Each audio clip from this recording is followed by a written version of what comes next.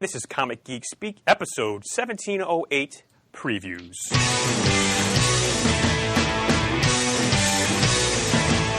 got it on Wednesday, and you was psyched about it going to the volume up. These guys will talk about it, everything that geeks love. From kids to laser beams, opinions like the seasons on everything you read. And comics, movies, games, toys, artists, Comic Geek Speak, Comic Geek Speak, Comic Geek Speak, Comic Geek Speak, Comic Geek. Uniting the world's mightiest heroes. This is... I'm Brian Chrisman. I'm Adam Murdo. And I'm Chris Eberly, Beneath the Sea. Beneath the sea? I don't get it. You're not bearing witness to. Is he to. doing this to swim? Actually, Migo Aquaman is. Well, we have one over there on our studio shelf as well. Shaking and shimmying over there. Yeah. Nice. Excellent. See, this is the Earth 2 Migo Aquaman. Ah, okay. All right, well, welcome to the show. This is going to be our previews episode where we go through the catalog. In this case, it's the August 2018 previews catalog for items shipping to stores mostly beginning in October of this year. And as an added bonus to you, since it's tough for us to always get together sometimes, we're going to try to throw in some recent-ish comic talk specifically on X-Men Gold number 30 before we go to Marvel, and Batman 50 before we go to DC. Before we go to DC. So spoilers. Forewarned is forearmed. But first, a word from our sponsor. This episode of Comic Geek Speak is brought to you by Discount Comic Book Service, DCBService.com, where when you pre-order from them any DC, Marvel, Dark Horse, or Image books, they are right away 40% off the cover price. Most other publishers between 20 and 35% off cover price. And they do have many specials where they could be 45, 50, 60, even up to 75% off cover price. They continue their wonderful program where any new DC and Marvel hardcover or trade is half off cover price. They also are continuing to run many different bundles where they put like titles together for one low price, including this bundle, which caught my eye as being not out of there, it's just way crazy, a DC Universe bundle. All new DC books half off when you buy them as a bundle. Now, it's a lot of them. It's a total of 50 books. For half price comes to $107. Includes all the new books from DC. So that's a savings of over $100. Is what you're saying. That's what I'm trying to say here. The bigger the bundle, the bigger the bargain. Yeah. So also they have like other bundles with variants, the new heroes, DC Kids bundle. So they run the bundles, and they offer bags and boards for your books. You can get your books shipped weekly, twice monthly, or monthly. We've used them for such a long time. They're wonderful. They will let you add things on you may have forgotten. Like if you forgot to add a previews, you can always add your previews, which, by the way, is 75% off. It's only 99 cents when you order through DCBS. So if you haven't already done so, please check them out. Discount Comic Book Service at DCBService.com. Capital, Pansy, capital. Capital. Pardon me while I take a lovely beverage here. Mm-hmm. Oh. Are you refreshed? I am refreshed. Just a word about my head and everything so forth right now, because I'm really lately I've been noticing I haven't really been ordering a whole lot of books and even reading fewer books. So for me to be on the previous catalog episodes, it's more of a just, hey, I want to talk to you guys about books and so forth. So I hope I am not a negative Nancy or like a cranky pants or whatever. I'll try my best. But these are always fun to discuss about things we might not always be buying, but things that we do find interesting and so forth. And absolutely. As always, we go off in tangents on many of the topics. Hopefully, we try to keep it related to the topic at hand of going through the new catalog here. Does that make sense there? Did I go off to tour of a tangent there? No, of course. All right, it underlies it's a sort of a mission statement for these previews episodes in general. Yeah, because I already placed my order like a week ago for this month. And I did order a new board game. There's a new DC deck builder in here. And the title of it is? It's DC Confrontation, Sinestro, and Green Lantern. That was $13. So if you take that out of my order is under $20 for the month. Yeah. So and that includes a previews catalog, which is already $1. So I'm not buying a whole lot of books. So it's the catalog and the board game and like 2 comics. No, it's not. No. Taking out the game, it's $20. If I add the game, it's $32. Okay. Did I misspeak there? Or maybe I just miscalculated. I'll have to listen to that again. Yeah, I have a degree in math, so I could have screwed that up. Anyway, enough about that. Let's jump into the catalog. Where do we start here, guys? Because there's a separate catalog now for DC and for Marvel. And it starts now with Image, so I'll leave it up to you guys where you want to start. The last few times we've done this, we've started with Image. Okay. So we should also note prior to that, they're showing all the Halloween Comic Fest books. Yes. That are going to be available full size and mini comics, beginning on page 29. So if you're going to want to support your local shop, if they're going to be participating in this promotion, you get a sense here of what's going to be offered. Yeah, Saturday, October 27th. It's, I guess, the 6-month counterpart to Free Comic Book Day, basically. Exactly, yeah. I'm sure that's what the event was conceived to be. Yes. So hopefully your store participates and can get me a new mouth. But all right, let's go into to Image then, people. New mouths are in the swag section at the back of the book. Murd, you never know exactly what's in the swag section. That's part of the fun of exploring it. But I wouldn't be surprised if there was a pants mouth, trademark pants, available. You never know. There'll be a All Funko right, Pop Image, figurine as always. based on Go that. ahead, Murd. I'm sorry. No, I was just wising off, Chris. Please, go ahead. What I was going to note right away was, because I love the artist, on page 44, Dead Rabbit #1. John McCrea, who, of course, I loved his work on the classic Innis series Hitman. Oh, yes. And writing by Jerry Duggan. Now, Jerry Duggan is the guy who took over Thanos, right, Murd? Among other things. So I think he did some Deadpool for a while there. Yeah, he's also a well-known comedy writer, I believe. Yeah. So I think maybe I'm sure he's written a Thanos story at some point, but I think the one who took over after was it Lemire after he Lemire, left? Yeah, I think that was Donny Cates. Oh, okay. All right. Let me read the solicitation. Back in the 90s, Dead Rabbit was a prolific Boston stick-up man and hoodlum until he took down one last big score and disappeared. Nobody ever discovered the truth. He retired with the love of his life. Now he's back in the mask to save her, but no one, not his wife, the mafia, the cops, is happy that he's out of retirement. I love the concept. I mean, I love John McCrea's artwork. So it's great to see him, getting work, because certainly he deserves it. He's an outstanding artist. So I may give this a shot. All right. The involvement of Johnny McCrea appeals to me too, Chris. Plus, it's a series with a costumed thief as a protagonist, so that appeals to me also. And the Boston setting, we might even be able to sell a copy to Matt through that. That's right. And if you go to page 47, they give you a splash page of that masked thief. So this looks like it could be a good read. So that's on page 44. Murray, do you want to say anything about Blackbird #1 on page 40? It's Singing in the Dead of Night. It's taking these broken wings and learning to fly. No, not really. I kind of like the look of the artwork. It's very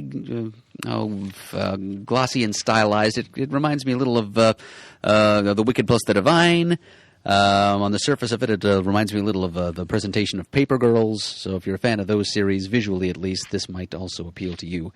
It has to do with a woman who's in search of a hidden underworld of magic and a war between factions in that underworld that threatens the existence of Los Angeles and the world beyond. Problem is, everybody thinks she's crazy whenever she tries to mention her theories about this, which are more than theories because she's interacted directly with these magical actors and... But she's kind of on her own to quell whatever conflicts are arising in this hidden world of magic. Yes, and any similarities to the DC Comics character created by the Benson sisters of the same name is completely coincidental. I wanted to jump ahead for a moment to page 52, Infinite Dark #1. What page? Pants, you know what? I failed you just then. Wait, let me jump in the space-time continuum device. 52! 52! Wow, okay. Space-time mulligans are allowable by tournament rules. I wasn't aware of that fact. So the reason why I wanted to bring up Infinite Dark number 1 on page 52, short version, is that the artist is Andrea Moody, whose work I loved on the Rebels series about the era around the American Revolution, before and during and after the Revolution, that was written by Brian Wood. So I'm thrilled to see this artwork again. I'm going to look at the solicitation here. The universe ended, but on board the void station Orpheus, a skeleton crew of humanity survived. The last 2,000 souls waiting for a second Big Bang that may never come. Now, 2 years into their voyage, security director Diva Carell investigates the station's first murder and the otherworldly motives behind it. Okay. Sounds like maybe you got a combination of a apocalyptic future combined with noir and space. So I'm going to definitely check this out. And the artwork looks fantastic. Interesting on page 54, Juke Joint. Writer T. Franklin, artist Aletha E. Martinez. A timely horror series from the Deep South. Mahalia runs the hottest spot of the 1950s New Orleans. The Juke Joint keeps the jazz popping, people bopping, and the women. The women are to die for. There's only one rule, keep your hands to yourself. But some men think rules don't apply to them, and Mahalia and her coven of slain women enjoy reminding that they most certainly do. Interesting concept. I like the artwork. Again, Image has the most diverse offerings in the American comic book medium today. As we've always said, there's definitely something for everyone when it comes to your reading taste if you go through their section of the catalog. Well, since Image is kind enough to front-load all of the new titles introduced every month at the beginning of their section of the catalog, and there always are quite a few of them, again, as you said, Chris, just diversity in volume from Image month after month. I think that about covers it. I mean, there's on page 59, there is a Halloween special from the Witches series brought to us by writer Scott Snyder and artist Jock. So that's a pre-existing series, and this apparently this is like a standalone one-issue volume number 1.5 in between volumes 1 and 2 of Witches. So just something to wet your witch's whistle. Wet your witch's whistle. Why not? It's 80 pages, and it's released on October 31st. Heard that alliteration rolled out as smooth as syrup. WWW. I want to put on page 64 one of my all-time favorite comic book yarns. Now in softcover, The Fade Out by the master team of Ed Brubaker, Sean Phillips, and Elizabeth Breitweiser. This is their Hollywood noir story that came out a couple years back. I have the hardcover collection of it. This is a book that I've lent to people who don't read comics and they love it. I mean, this is like probably the consummate achievement of this creative team. I think they're actually writing a sequel to it, which is going to involve some of the same role in some of the characters.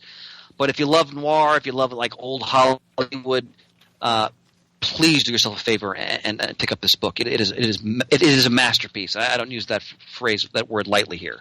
It's outstanding. I also wanted to point out, if you're a reader of Saga, you'll notice that it is not in the catalog because Saga's going on about a year hiatus. Yes, I was going to bring that up. Yeah, so that gives me some time to catch up because I am way behind in my reading on that. I'm a few volumes behind myself. I still got the issues because I believe they do include. Do they still do the letter columns on that, Chris? Oh yeah, yeah. Letter columns are fantastic. There is some good back matter that Brian K. Vaughan gives you. No, Saga. I've long praised it as one of the best books being produced today. I'm not going to spoil anything, of course, but I just read issue 54, which is the last issue before the lengthy hiatus. Man. In fact, when we talk about Batman 50, when we get to that, I'm going to kind of use Saga 54 without spoiling anything to kind of emphasize the point I'm going to make when we discuss Batman 50. It doesn't get better than Saga as far as I'm concerned. All right, so I should just get off my butt or I can get back on my butt and start reading some more of my Saga back issues then. I highly recommend it, brother. All right. All right, well, let's move on to Dark Horse. All right. Now, on page 100, I have to admit I've never read an Umbrella Academy story.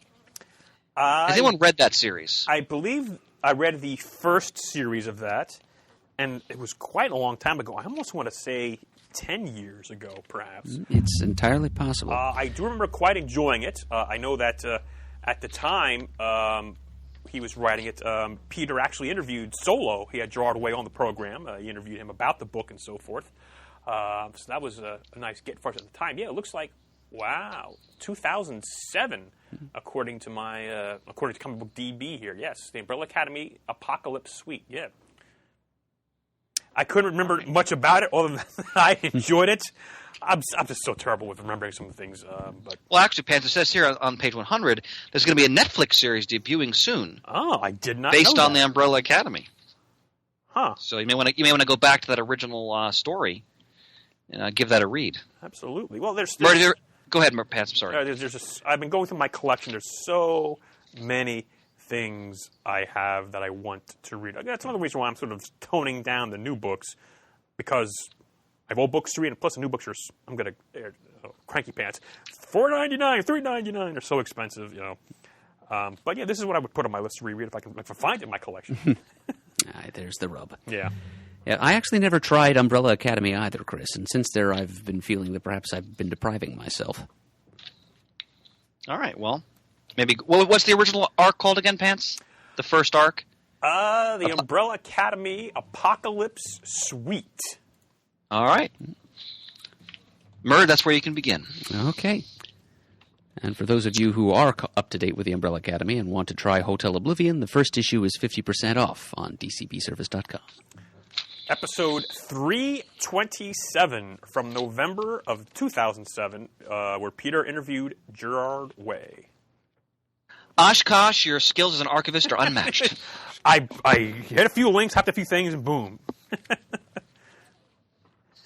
All right, I wanted to point out, because you and I, Pants, I second your feelings about,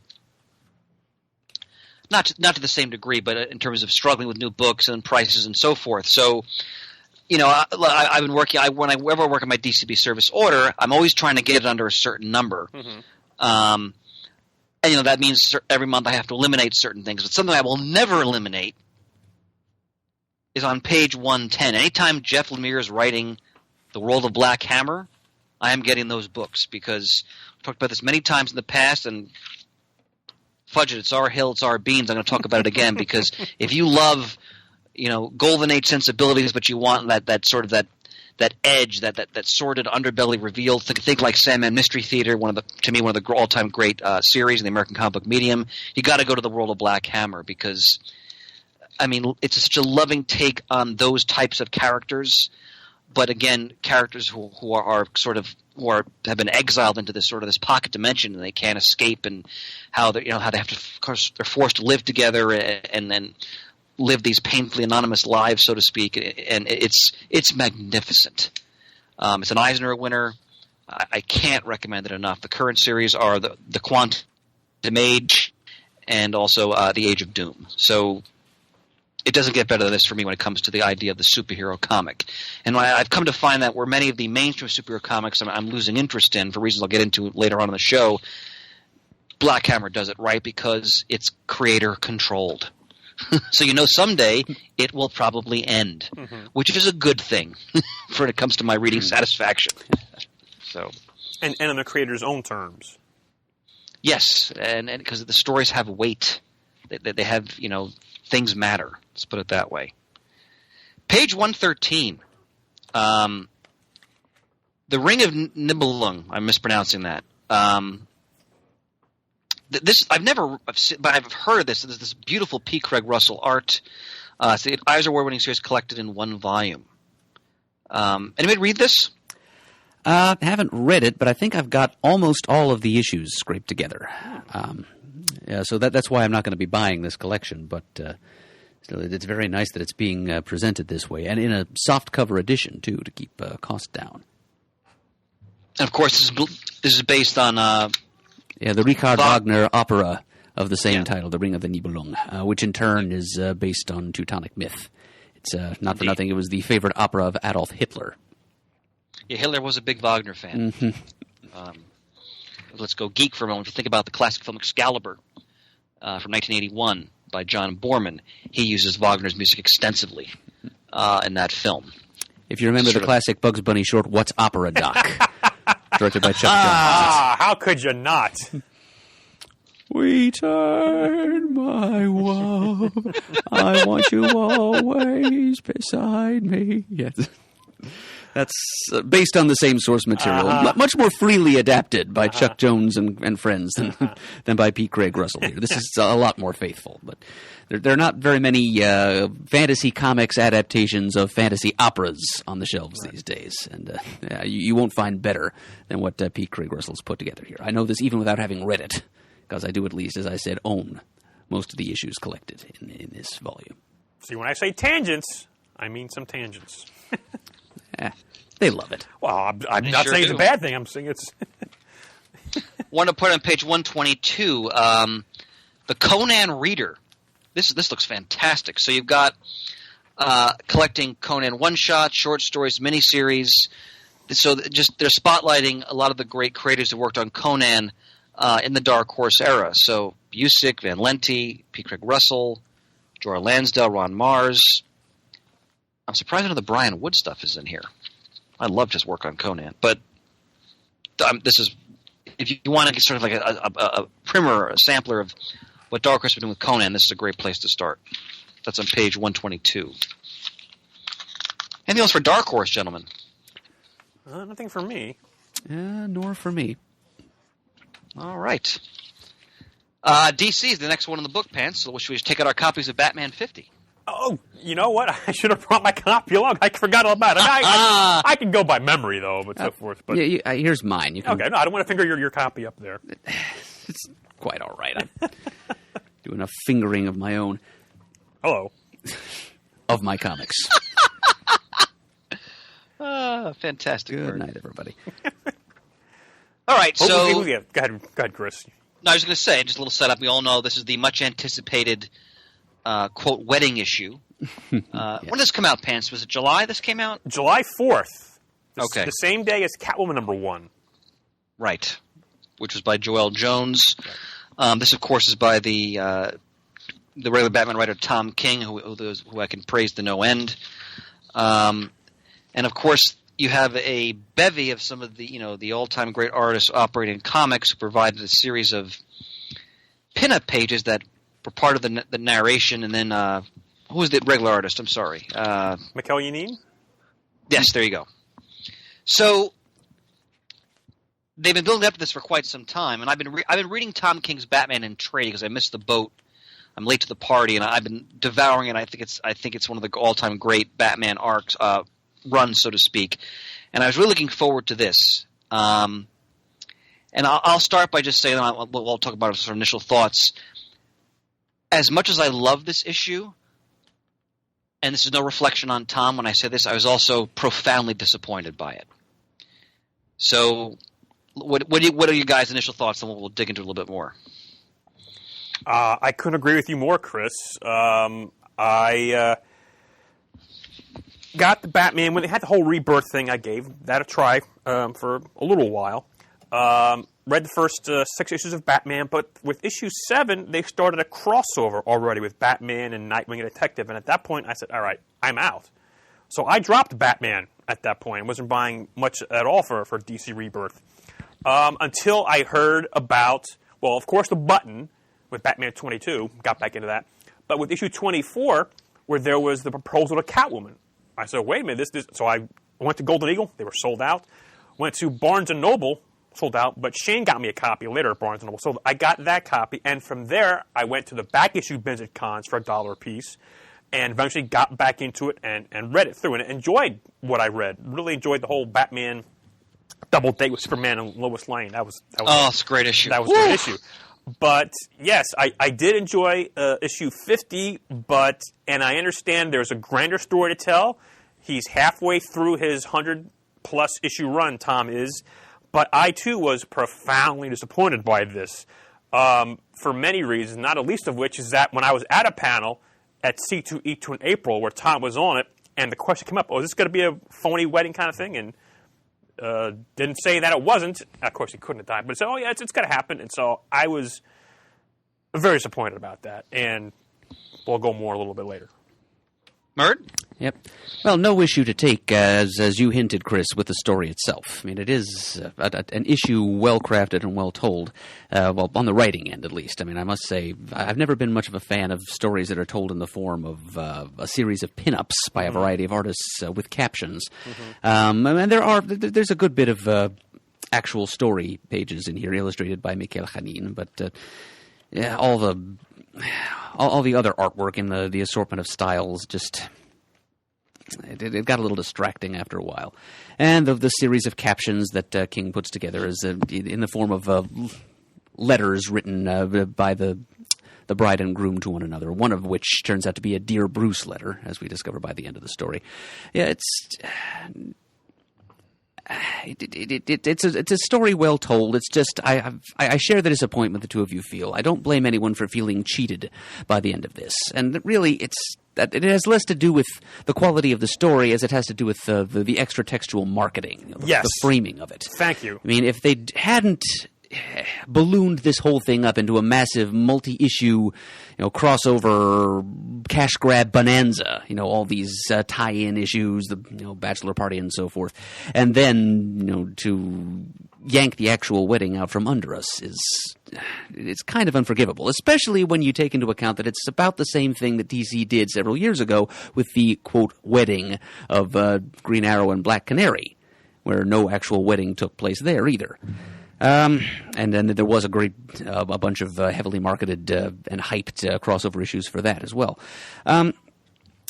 One saving grace I can see in this, I mean, it was, as we've said a couple of times over, a good story and an enjoyable issue. Wedding or no wedding. We got a Kite Man cameo. There was a hell yeah.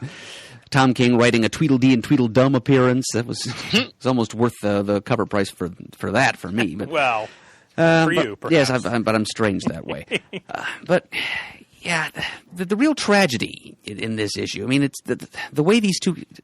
Tom King paints a twin portrait here of how these characters and how they see themselves and one another.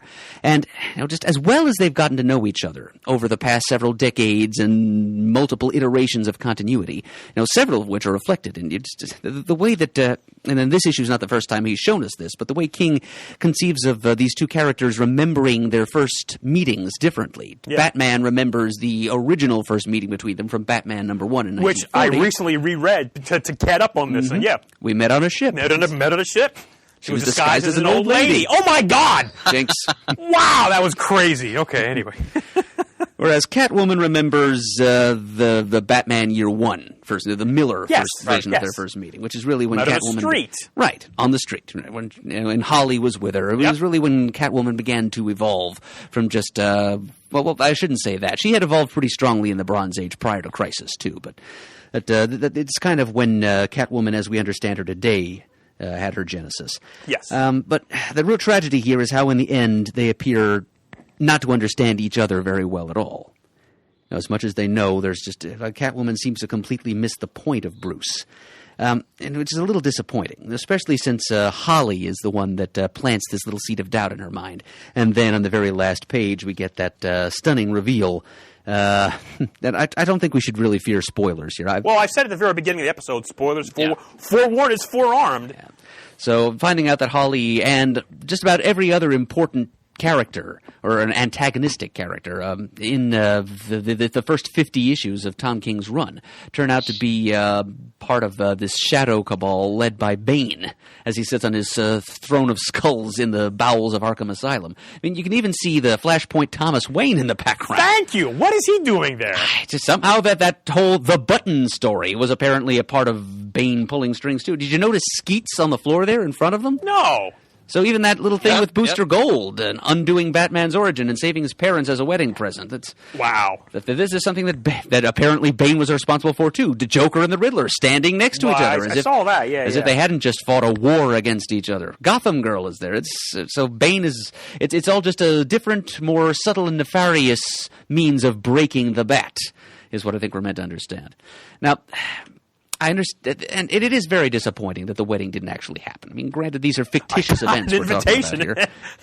Yeah, what was that all about? Well, they were handing out invitations at the panel. Yeah, I know, but I'm being facetious here. inviting you to a wedding, and then Well, that's another thing. If I can go a little bit into the story, actually, because I was a little confused, which is not out of the realm for me. With they couldn't perform it officially as Bruce Wayne, Selena Kyle. I don't understand. Was that because she has a criminal record? So okay. If they got married, they were going to keep the marriage under wraps. All right. It just seemed to be. I must have missed that point there. Okay, that's Officiated my by- fault then. That's my fault. by Judge Wolfman. Yeah, I love that. I caught that. Going back to the bar from Batman Elmer Fudd. Oh, Well, to piggyback off what the reference to Marv Wolfman, what I love so much about Tom's writing is he's so reverent towards the history of comics and the characters he's working on. every building and every room the characters visit in Yep. the story is named after a creator. Yep. And I mean, again, this story is beautifully written. Murd, I'm with you. I never was a huge fan of the pinup narration. A lot of great art, but regardless, I like how they use the pinups to convey the two characters' thoughts about how they view the other, their relationship, their history, their dynamic. I love the story. I mean, it's so well done. And then we get to the end, Yoink. and this is now I could be totally wrong. This is just my gut reaction based on being involved in comics, both as a retailer and a reader, for my whole life. This reeks of corporate. Mm-hmm. And maybe, to be fair to Tom, maybe he has an idea in his 100-issue run to have them come together at some point. That's certainly feasible. I mean, so what disgusts me about it, and this, now I'm going to bring in Saga 54 as a contrast. This issue is the poster boy of why superhero comics are going more and more to the bottom of my reading pile. Because I wanted them to get married because that would be interesting. It would be new. They could do innovative new stories. Like, for example, if he can't acknowledge that she's his wife in sort of publicly, like they could do interesting things with that. It would have meant, God forbid, change.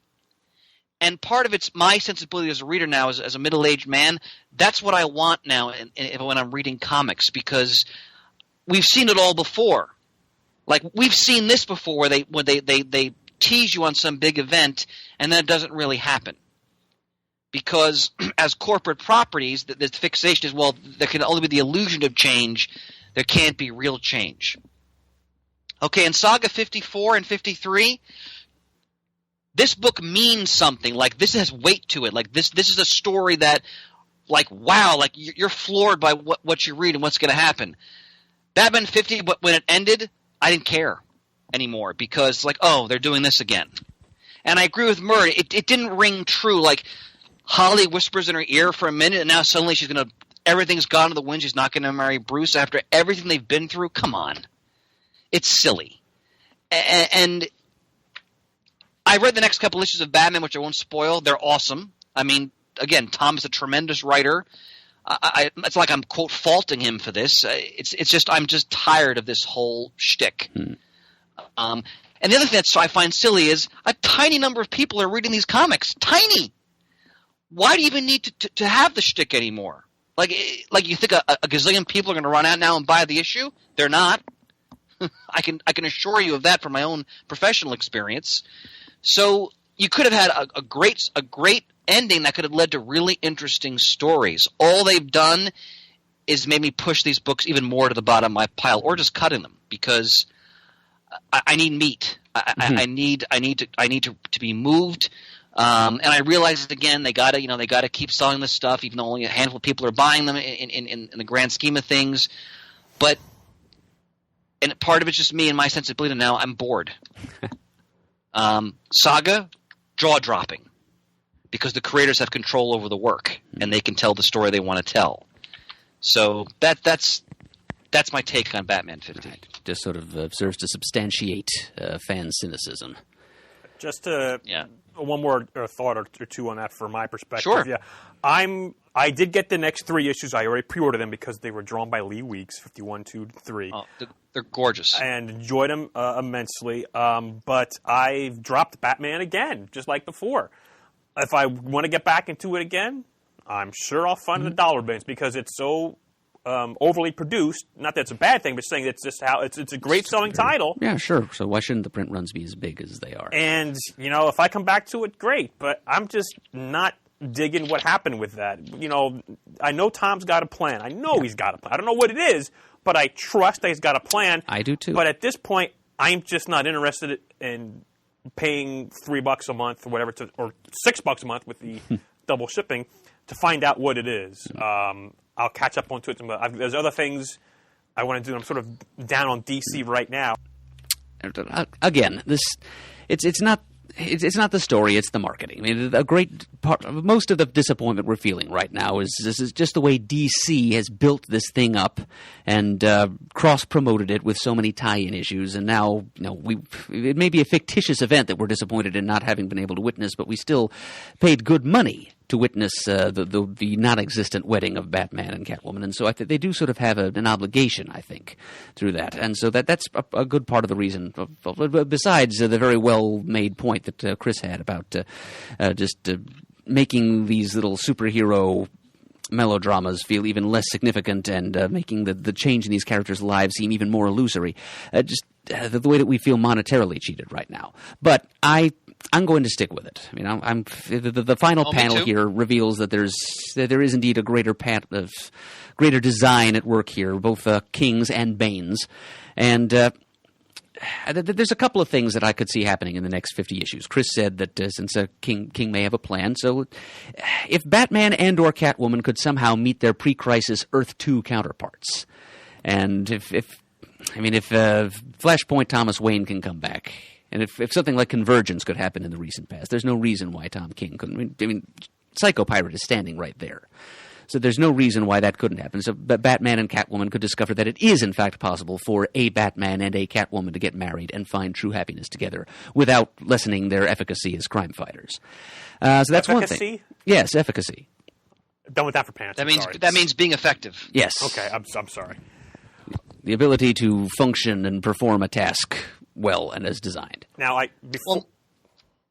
go ahead, Pants. Go ahead. Okay. Before I lose my train of thought, again, we're going off on a way tangent here, but I have just literally been reading the All-Stars comics revitalization in the 70s, where Bruce Wayne is the police commissioner of Gotham City. Yeah. And I've been reading that, and I just reread the first appearance of the Huntress with her story, which takes place, they show a whole Batman Catwoman Earth 2 wedding. They talk about that, and I just read that like 24 hours ago, so that's fresh in my mind. It's like that was a great story. So it can happen. You can have Batman and Catwoman married, and they may very well be at some point in Tom's future in our lifetime. I'm just not going to hang around right now for it. It may happen before Tom King's run is out. Real. Yeah, this whole bait and switch BS aside, it may yet come to pass.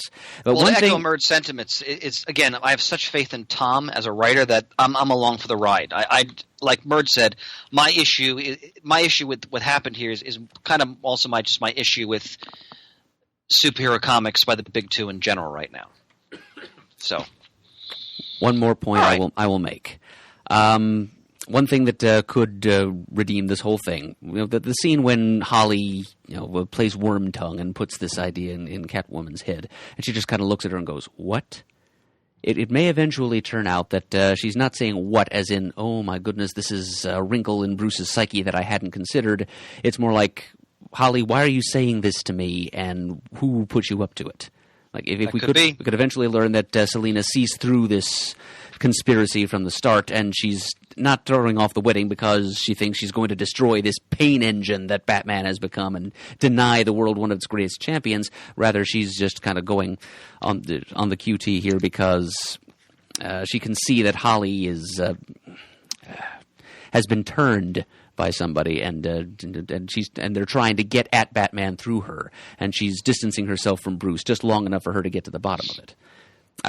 Because I think I'd have to lose a good deal of respect for Selina Kyle as a character if she really believes the line of thinking that she puts in this letter that she writes to Bruce. Murd, I think that's a great explanation. I just got to chill. Magnificent. All right, so we move on to the actual DC solicits then? All right. Let's do it. All right, let's do that. How about on page 3, Cursed Comics Cavalcade #1? Love the title. Alliteration reigns. It's Covered by Doug Mankey. Horror, death, face punching. 10 new stories. Most shocking and horrific comics that DC has ever published. Batman, Wonder Woman, Guy Gardner, Swamp Thing, Zatanna faced unspeakable horrors from the Gotham City to the darkest sectors of the universe. Prestige format. It's one of those $10 80-page giants they sometimes do. That looks fun. Oh, and then on pages 4 and 5, blank comics. So DC's asking us to pay $2.99 for 16 blank pages under a blank cover with a Superman, Batman, or Wonder Woman logo on it. I think I'll just go to Staples and get some. Well, it's for 24-hour Comic Day, which is coming up, to make your own comics. And artists, I know artists buy up blank covers to make sketches for that. That's a big thing, sketch covers. But this is that's right. This is for the 24-hour Comic Day, and I agree with you. To put the logo on essentially blank pages and get $3 for it, hey, if you can do it, God bless you. My sentiments are somewhat antonymous to what you just said, but they're what? The opposite of what you just said. You gotta dumb it down for pants. If you can get that money, God damn you. Ooh. For your avarice. Page 6, the Books of Magic returns. They're really bringing back all the Sandman properties. I guess because they're acknowledging the was it 25th anniversary, I think, of Sandman. So you have Lucifer returning on page 7. That was 89. Yeah, you're right. I think it might be Vertigo 25th anniversary. Yep. All right, maybe that's what it is. Yeah. My apologies. No, it's fine. The Books of Magic. Go ahead, Bert. I'm sorry. I'm just going to throw out there that the first issue of Books of Magic is 50% off at dcbservice.com. Splendid. I'm so excited on page 8 for the Heroes in Crisis miniseries by Tom King and Clay Mann. I'm sure we'll be talking about that on the air. Why are you excited about it? Because Tom King's writing it. Okay. Tom King is he's doing a. I love the concept that's been introduced to us that the Sanctuary.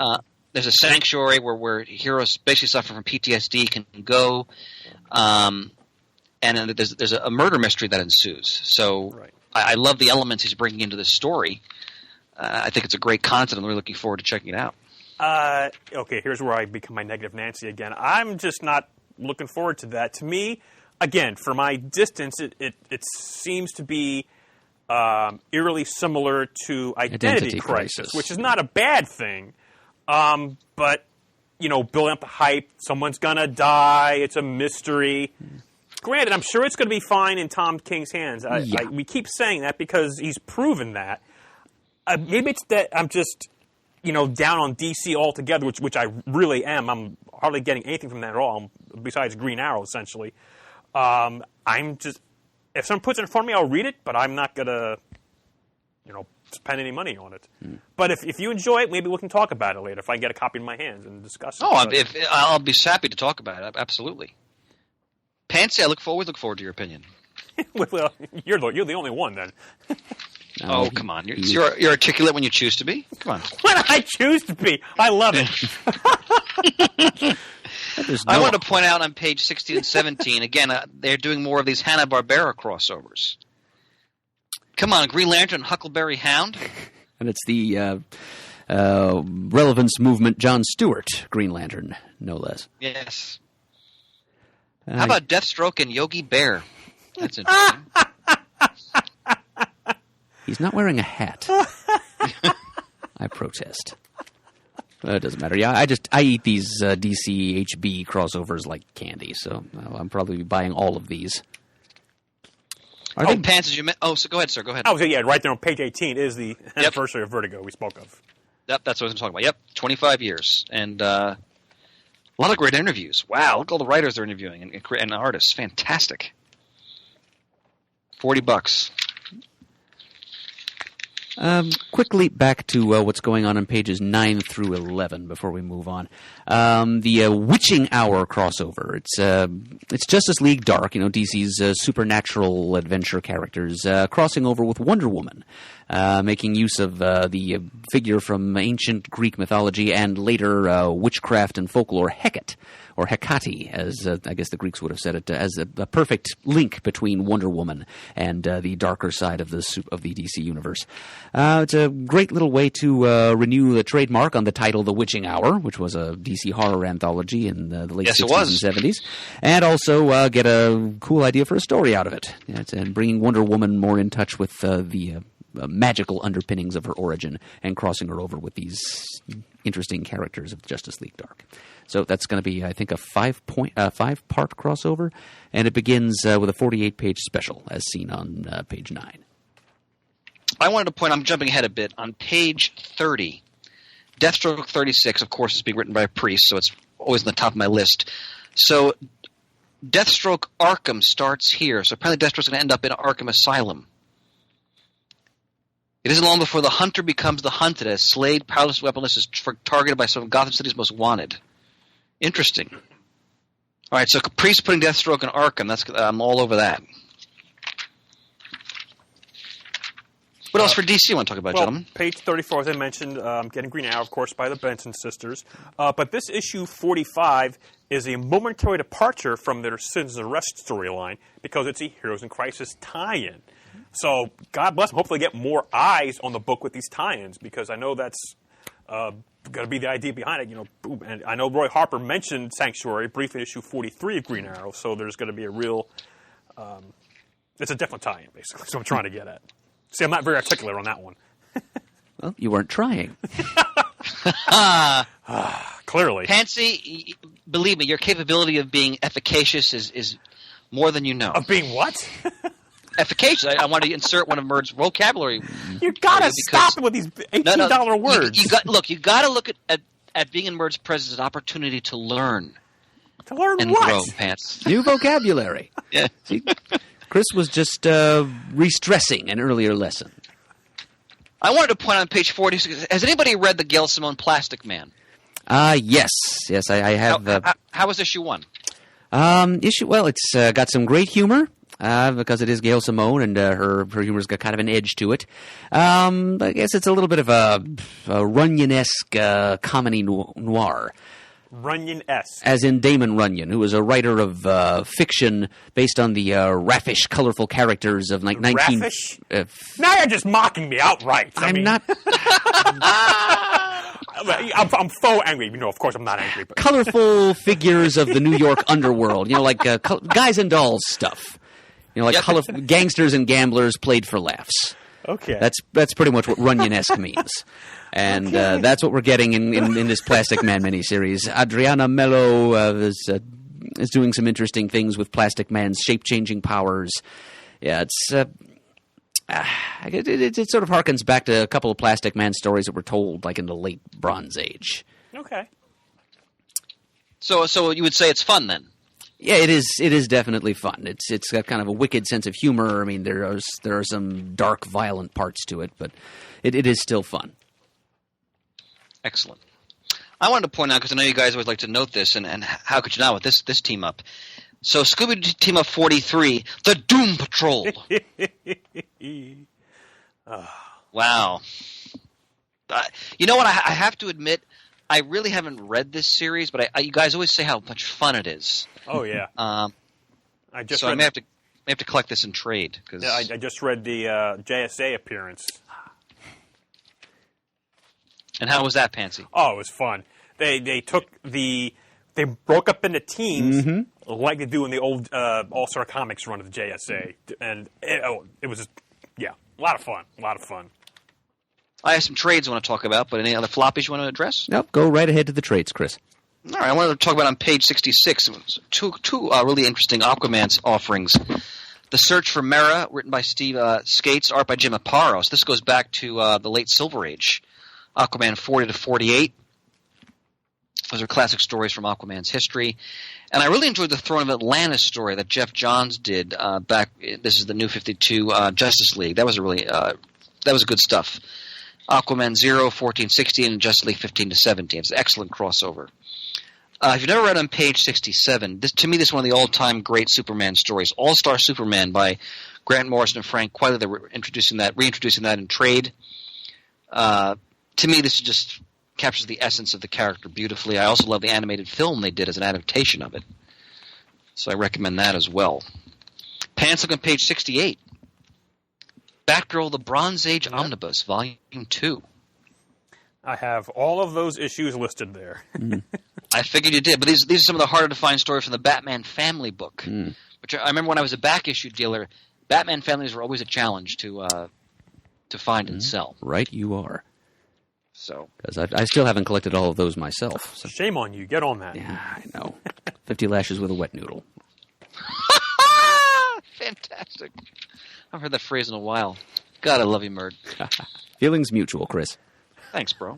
Point on page 79, just because you have to. So, as we anticipated, they're collecting Tom King's entire, which is not done yet in floppy form, his entire 12-issue Mr. Miracle opus. 320 pages, $24.99, in time for the holidays. So, if you want to wait for the trade for this, believe me, it's well worth it. That comes out on November 14th. So that's one of the best series out there right now. Anything else on trade you guys wanted to mention?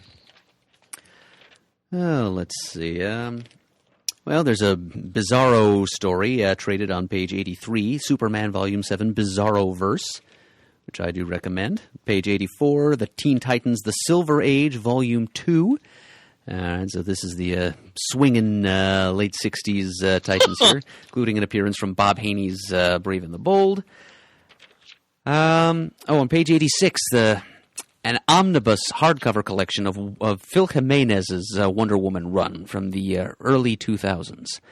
I think Peter Rios would agree with me here that these are some wonderful stories with Phil Jimenez art and also some art from some equally talented collaborators. I mean, I wouldn't pay a hardcover price for it, but still, that doesn't detract from the quality of the material. If you pre-order, it's half off at CBS. Yeah, which helps. Still not going to buy it, but I'm just praising the material more than I am the format. I understand. But that's all I've got to say. How about you, Pants? Anything else for DC? Nope. Do you guys mind if we skip ahead to Marvel just because I have unexpected limited time? No problem. Do you want to do the discussion on X-Men Gold first? I'd love to, yeah. All right. Now, this I have not read, but Murd has, and this is again another wedding issue. Yes. Till Death Do Us Part, which is the name of the multi-part story arc, with many highly hyped tie-ins, again, leading into this. So X-Men Gold 30, and who is the creative team? What's the creative team?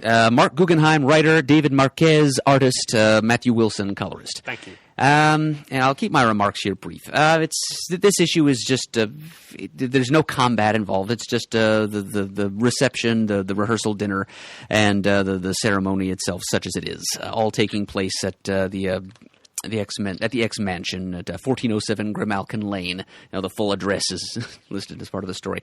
There's some good little character moments thrown in here, lots of them, in fact, as different characters from different periods of the X-Men's history all gather together for the happy event, interact with one another. And it's respectful to the continuity. It touches on a lot of the historical beats of Kitty Pryde and Colossus's shared past as they prepare to take their vows. It kind of has to, because their shared history, their long, tempestuous shared history, is one of the key points of the issue. And it's what ultimately leads to the two of them not really getting married by the end. I mean, it's kind of a... I told you earlier, Brian, that it's interesting to compare the two stories, Batman number 50 and this one, because in both of them, it's the maid of honor, the bride's closest female friend that sort of whispers in her ear and infects her with doubt. And in this case, it's Illyana Rasputin, Colossus's younger sister, who's been a friend of Kitty Pryde since the New Mutants days. She was de-aged for a while, and then she was dead for a while, but now she's... She was dead for a while. Well, wasn't Colossus dead for a while, too? Yes, I was just going to say, the groom was as well. Yeah, he injected himself with a fatal cure for the legacy virus, which is a mutant plague that was a major storyline of the 90s. Joss Whedon, John Cassidy, right? Well, no, that's how Colossus came back. Oh, so he came back? Yeah, he died several years before that. Oh, okay. Yeah, but sacrificing himself. But they all got better. Ileana's there, and a young woman, and she and Kitty are having a conversation on the rooftop, and Ileana just kind of says, it just seems to me that if the two of you were going to be right for each other, if this was meant to be, it would have happened a long time ago. Instead, you've just gone through all this long, painful history. You suffered. My brother was dead for a while. You were stuck out of phase with this universe and trapped inside a giant bullet orbiting Earth, which that spun out of Whedon Cassidy also. Yes, it did.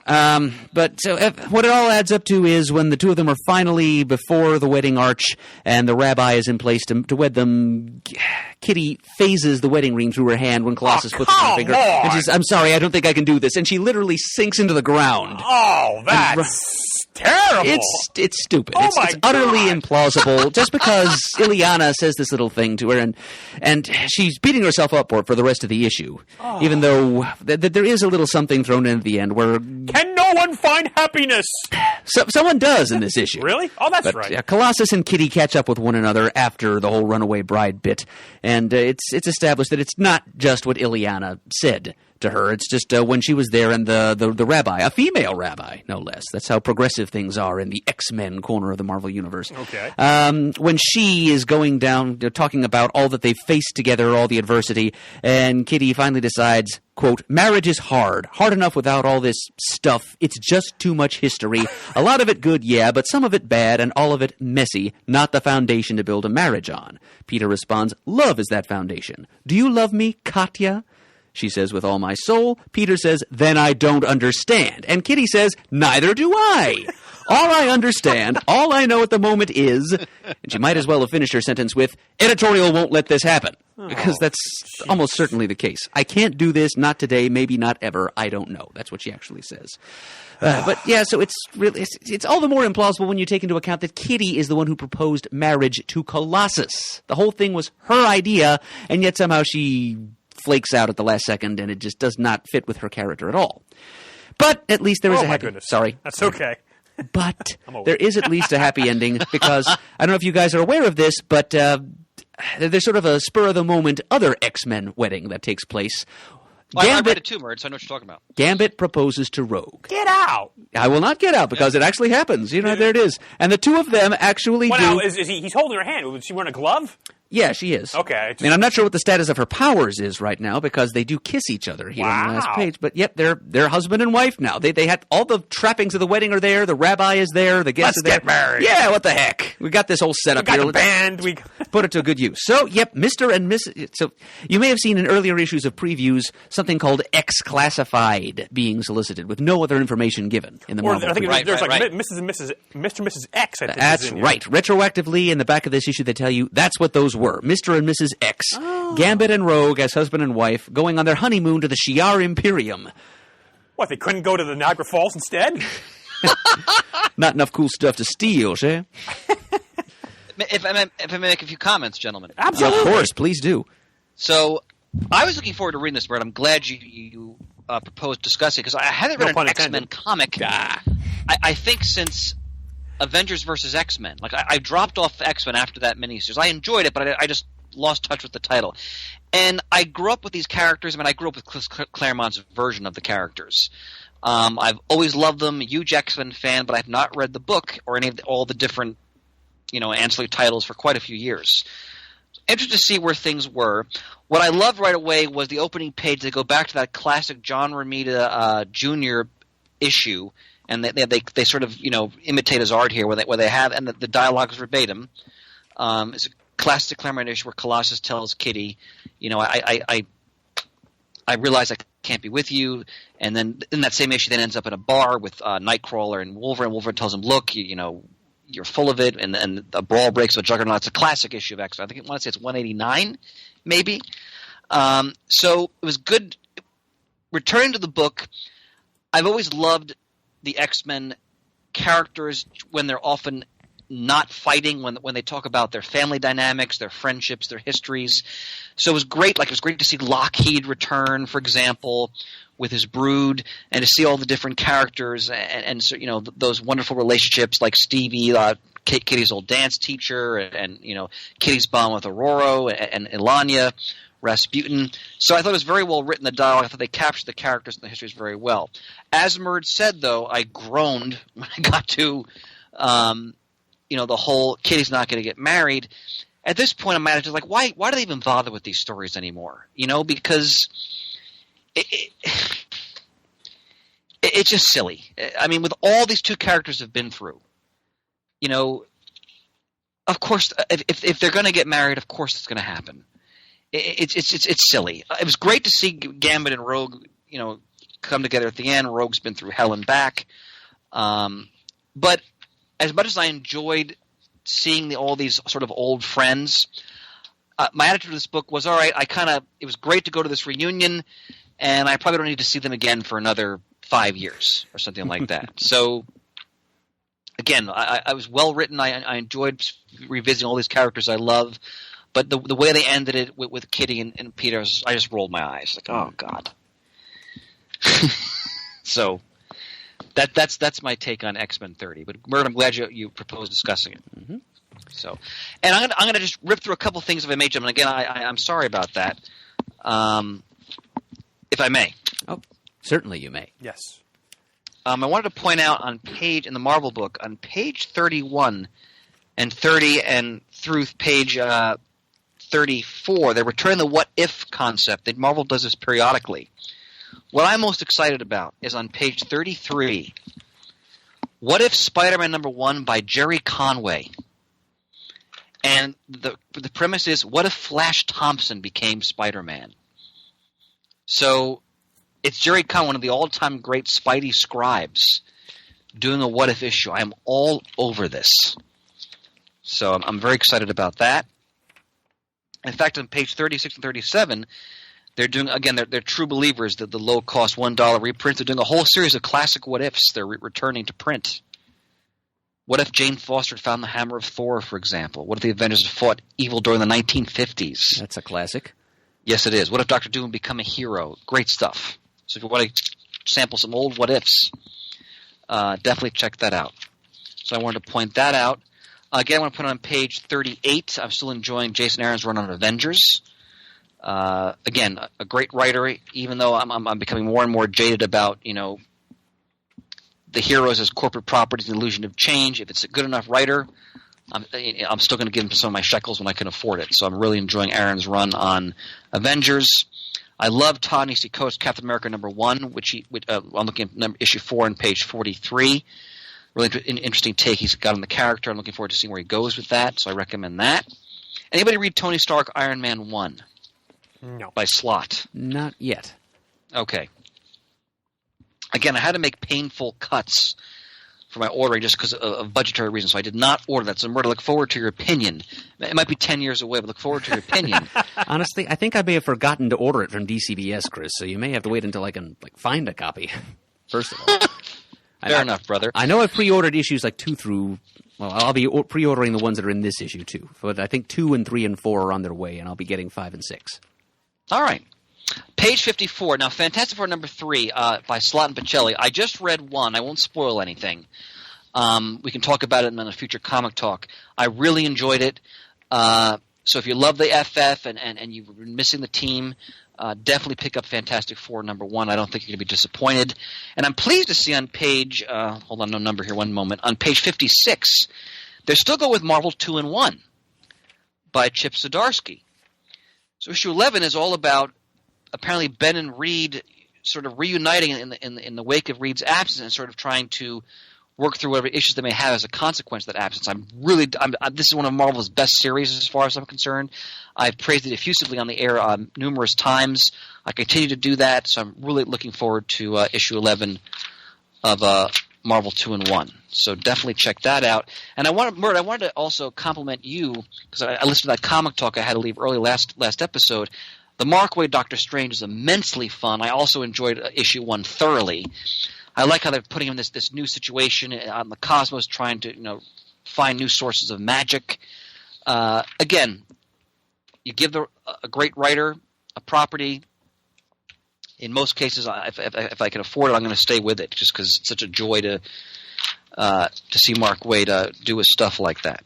That's another book I highly recommend from the Marvel properties. I also want to point out on page 89, which is not numbered, Marvel does these digests, I think, with the Archie Company. Yeah. And this one in October, they don't tell you what, but I'm assuming by the cover they're going to be reprinting some classic X-Men stories. I remember got the Spider-Man digest they did, which they just if you're harkening back to those nostalgia days, like the digest size books, definitely grab that. They're a lot of fun. Page 91. The current Star Wars arc, Hope Dies, is one of the best of the entire series.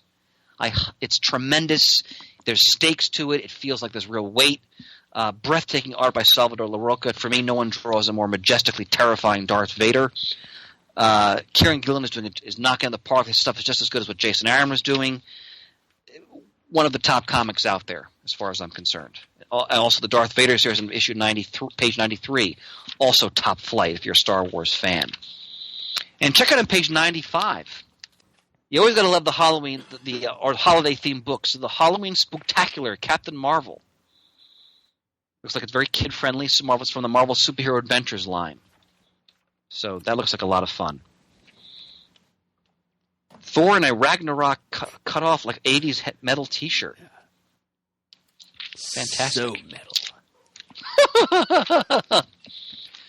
On to trades. Merch, check it on page 102. A deluxe edition hardcover of the Infinity Gauntlet.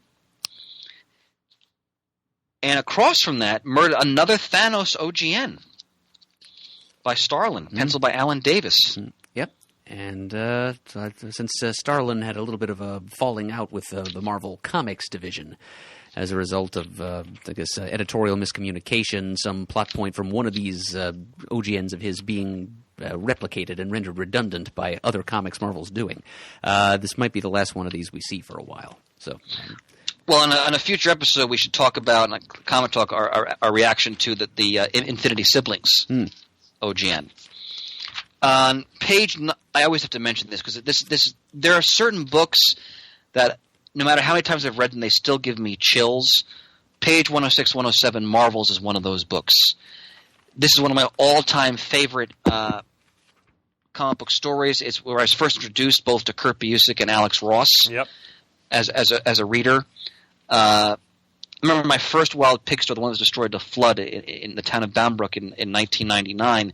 My cousin, who's a very gifted artist, had done a recreation of the cover of this trade in one of the windows of the store, which of course was destroyed in the flood. It was a full mural of this cover. Wow. Can we have pictures of that? Yeah, it's just, if you love the Marvel Universe and its history, especially that silver Bronze Age history, and if you haven't read Marvels, for pity's sake, please pick up this remastered trade. Mm-hmm.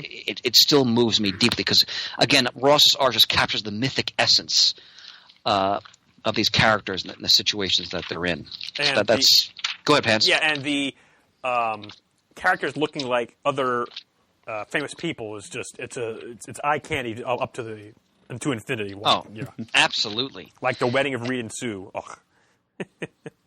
Well put. Page 135, X-Men Epic Collection. The Sentinels Live. All right, so classic Silver Age, issues 46 to 66, which you get art from both Steranko, Barry Windsor-Smith, Neil Adams, the classic Roy Thomas, Neil Adams stories. If you love Silver Age X-Men, you haven't read these stories. This is sort of the book was still ultimately canceled, went to reprints, but these stories, especially the Thomas Neil Adams stuff, are considered classics.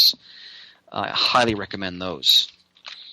One more thing before I depart, gentlemen, I apologize for that. I wanted to point out just quickly, jumping ahead on page 205 of the regular previews, the Dynamite section.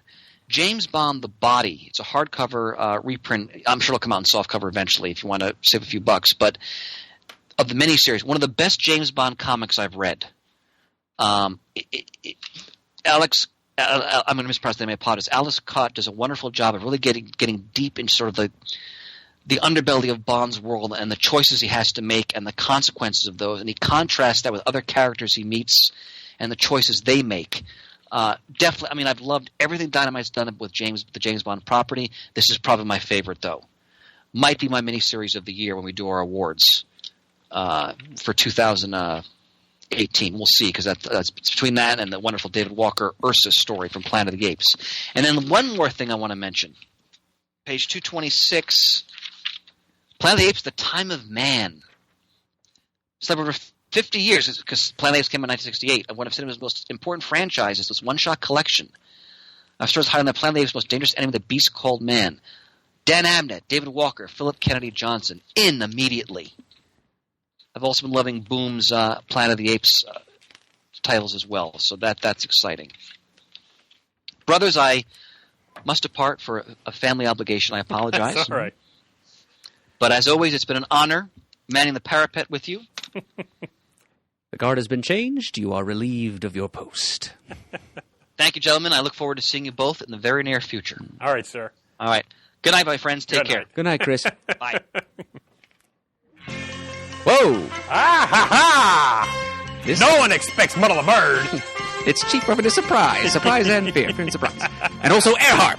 That's right. Well, I said, well, I have this opportunity. Let me pull a Muddle the Murd. And this actually happens to be the penultimate Muddle the Murd in our queue right now. Oh, my goodness. People, you are missing out on an opportunity to win some truly worth-having artwork. Yes, because we do have quite a lot yet. And still up for grabs for this segment is the Walt Simonson Batman sketch, as well as a Zelda Fitzgerald painting by Moritat. Could be yours if you murder the Murd. And this entry comes to us from Mike Atchison. Oh, the Atch Attack himself. Atch Attack himself. He goes, hello again, gents. As I mentioned in Pants at C2E2, I have had a new Muddle the Murd percolating for a while. Oh, my. And now is the time to add it to the hopper. This is actually from April 15th he sent this. And as promised, there is no mention of any other puzzle for the peerless and perpetually popular Pants. Here we go. Question 1, DC pre-1970. Comet, the superhorse, once lived in ancient Greece as a mythical creature named Byron. B-I-R-O-N. I know how it's spelled. Of course you do. The mighty sorceress Circe, in an attempt to reward him for saving her life, granted him one wish.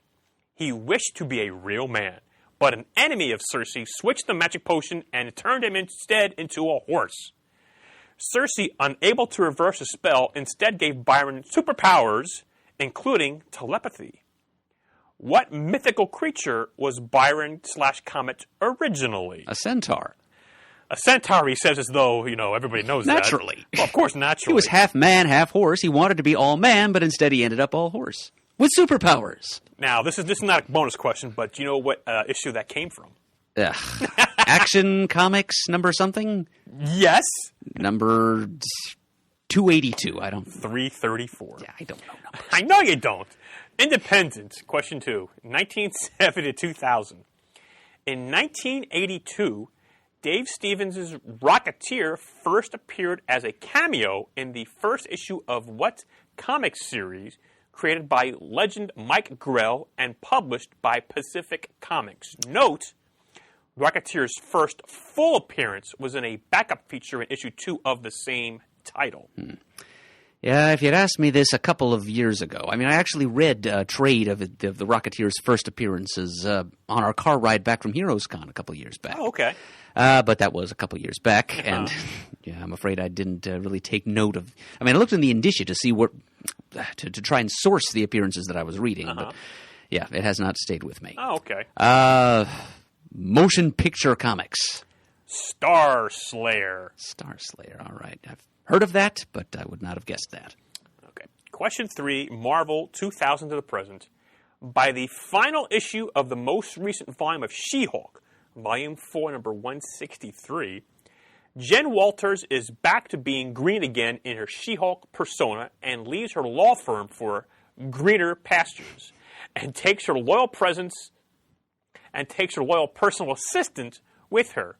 What is his first name? Oh, nuts. I was hoping it was going to be Wheezy Mason, but obviously it isn't. Ronaldo. Bradley. Not even close. Because we're not sure his name's even revealed his last name. Anyway, except for the first question, Mike, which I'm shaking my head at you. I even knew that one. I could figure that out, but I was expecting, what was his real name when he was a centaur, or show off. Byron, yeah. Oh, does he have a last name? No, Byron. That's it? Which was a part of the question. I thought maybe that's what he was going to ask. No last name, though? No, no. This is the ancient Greece, Easy for you to say. ancient Hellenistic times. And, yeah, so there wouldn't have been a surname, most likely. Okay. Especially since he was, not human. All right. Anyway, but... So better luck next time. And we are now down to only one entry in the queue for Muddle Merge. So get those entries in. We still have plenty of artwork to give away. It was a valiant effort, Mike, but you just got a little bit too close to my strike zone. And I'm sorry I can't send those pieces of art out to you in Utah, but I hope that you're doing well out there.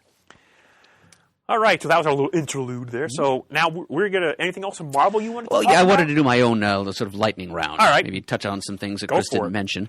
Marvel was leading off Marvel previews this month with Spider-Geddon, which is a 5-issue miniseries with lots of tie-in miniseries. It's a big spider event that's kind of a sequel to the Spider-Verse event of a year or two ago, when spider-related characters from a variety of different parallel universes team up for safety in numbers against the spider-sidal... sort of a mystic vampire figure named Morlun, who feeds on the energies of animal totem-powered beings, especially spider-powered beings. Okay. I mention it mainly because a couple of the tie-in miniseries have some pretty promising creative teams, especially on page 6, Spider Force, 3-issue miniseries led by Kane, the Scarlet Spider. That's written by Christopher Priest. So let everyone who's a fan of his work, including Chris, take note of that. And on page 7, Spider Girls, featuring May Parker from Tom DeFalco's Spider Girl series in the MC2 continuity, Anya Corazon, formerly known as Aranya, and Annie Mae Parker, the Spiderling, whom I've never heard of. So those are the 3 Spider Girls there. Also, we've got the return of Spider-Gwen there, in case you thought we'd seen the last of her. On page 11, we've got a one-shot featuring Otto Octavius in his new lease on life as the Superior Octopus, written by Christos Gage, who is also the prime architect of the whole Spider-Geddon event. So that's just a 48-page one-shot, and I will be at least buying that one. Page 12 gives us an Avengers Halloween special with a story written by Jay Baruchel, which I think is the same guy who starred in Man Seeking Woman and Undeclared. I think he's... If it's the same Jay Baruchel, he's also an actor in addition to a writer. Okay. And you're going to the internet, and I thank you for that. Pages 13, 14, 15. Ding, ding, ding, ding, ding. Thank you. As a muddle extra credit, I guess. Shuri, the sister of T'Challa, the Black Panther, introduced to millions of new admirers through the Black Panther film. Now she's getting her own series, written by Afrofuturist author Nnedi Okorafor. So, ongoing series for her. A couple of interesting tie-ins to the Infinity Wars miniseries, written by Jerry Duggan. There's that name again. Including on page 18, The Return of Sleepwalker. You a big Sleepwalker fan? I'm a moderate Sleepwalker fan. Okay. I've got a complete run of the series from the 90s. He's actually one of the better original characters that Marvel introduced in that decade. And I just read the first and only issue of Marvel's failed epic anthology from 2004, in which Robert Kirkman, before he was Robert Kirkman, attempted to relaunch the character. Okay. Obviously didn't get very far with it, but... so let's see. Wolverine is still returning from the dead. Page 26, we've got a Shatterstar miniseries written by Tim Seeley, so the 90s continue to make a comeback. Pages 28 and 29, another color-coded X-Men series appears to be in the offing. So we've got one-shots, X-Men Black, and different X-Men villains. So spotlight being thrown on Emma Frost, the White Queen, Juggernaut, Mystique, Mojo, and, of course, the grandfather of all X-Men villains, Magneto, written by Chris Claremont. So that is one that probably warrants a bit of attention. And Chris mentioned all the different what-if tie-ins, because as he said, Marvel periodically returns to that idea. Page 43, Chris mentioned Ta-Nehisi Coates' Captain America series. I, too, am interested in issue number 4 because it's got an appearance by that classic Marvel journeyman villain and Renaissance man, the Taskmaster. To see what I'm actually more interested in seeing what Coates does with him than with Cap in that issue. Issues 5 and 6 of Dan Slott's Iron Man, then, on pages 44 and 45. Certainly interested in that.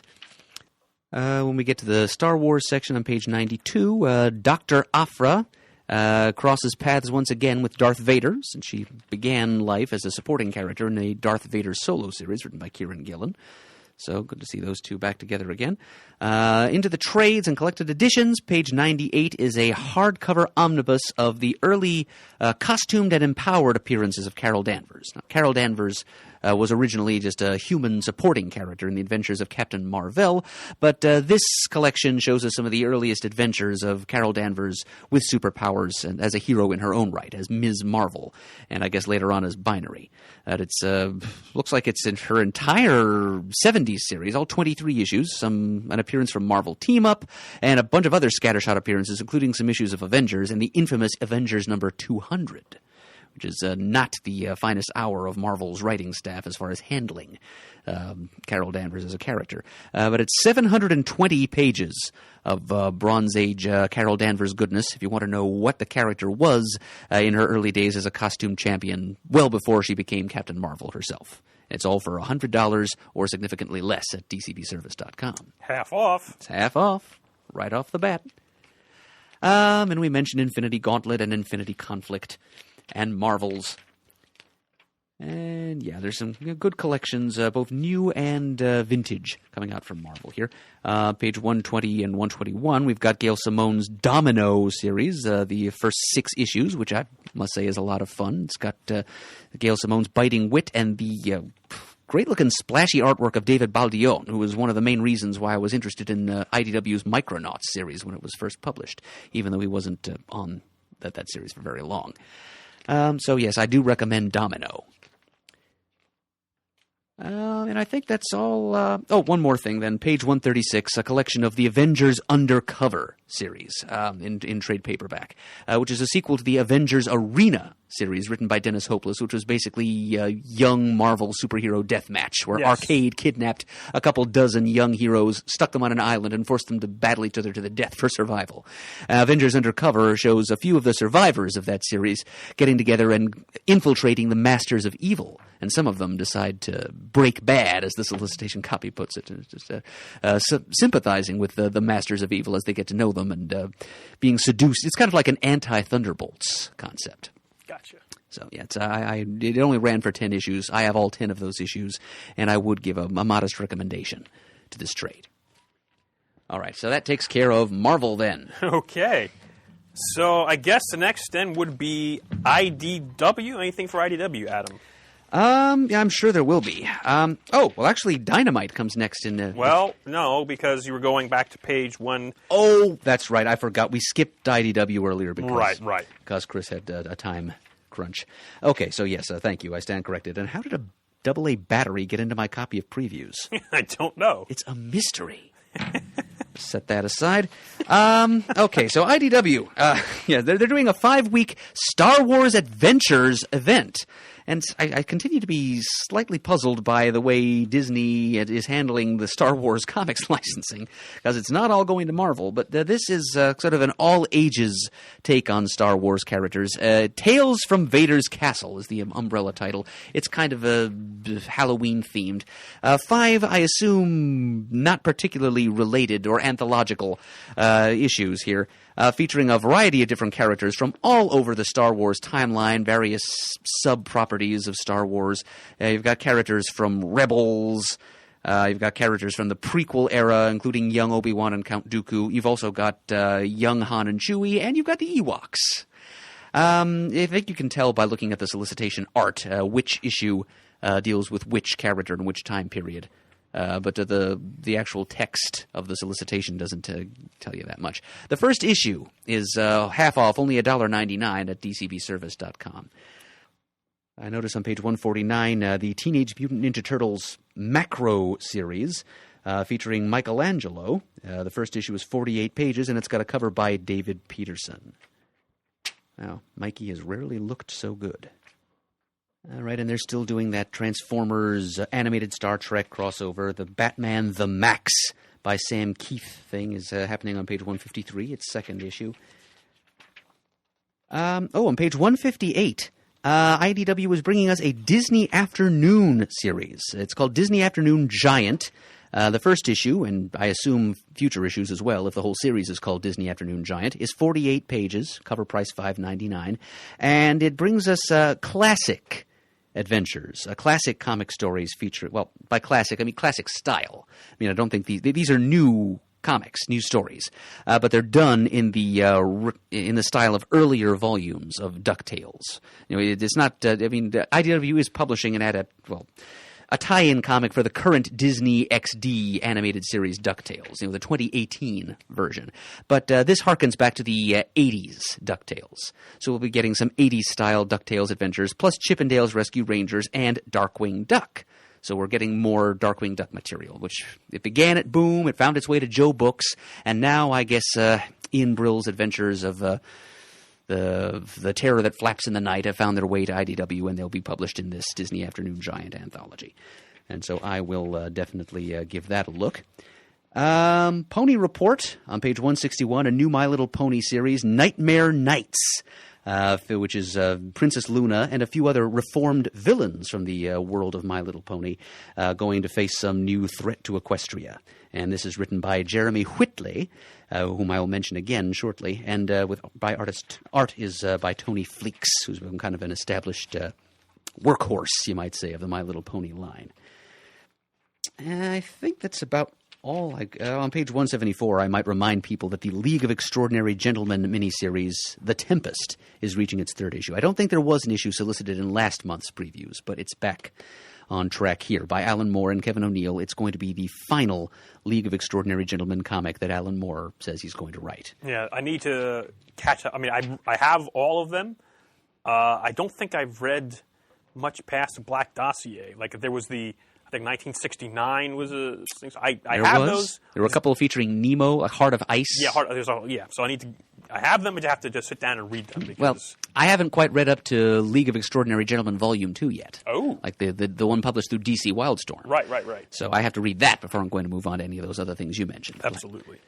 But yes, I have them all in hand. All right, so now I believe we're going up to Dynamite. All right, Dynamite. All right, and they're introducing a few interesting new things this month. Pages 184 and 185, we've got a new Mars Attack series written by Kyle Starks of Rick and Morty, with art by Chris Schweitzer, who is a pretty talented artist. He does... I'm blanking on the name of them right now, but it's a series. Eric Nolan Wellington will jump in and help me out here because I know he's a big fan of this series too. But it's a series of graphic novels featuring members of a single family having adventures in different historical periods. Each of them deals with a different like war, conflict, or like there was one that had to do with pirates, and they're all very well researched. But, of course, he's not writing this Mars Attack series. He's just doing the art. But he's still a pretty talented artist. I'll rhino out the name of the family. Okay. But it's just not coming to me at this point. All right. Then there's a new Kiss series. Kiss, Blood and Stardust. That's on page 187. On page 188 and 189, a new Lone Ranger series written by Mark Russell. This would be the fellow who gave us that Flintstones maxi series a little while ago, and a few other similar projects through DC. So he's a man who's got a knack for biting satire, and here he's throwing in a little bit of history of the American West. He's spinning this whole thing out of the invention of barbed wire, and he's somehow getting a Lone Ranger adventure in which Tonto, as an American Indian who is a representative of the peoples who are most affected by the parceling out of land into private property in the American West and marking it off with barbed wire. And his perspective on that historical invention will be valuable.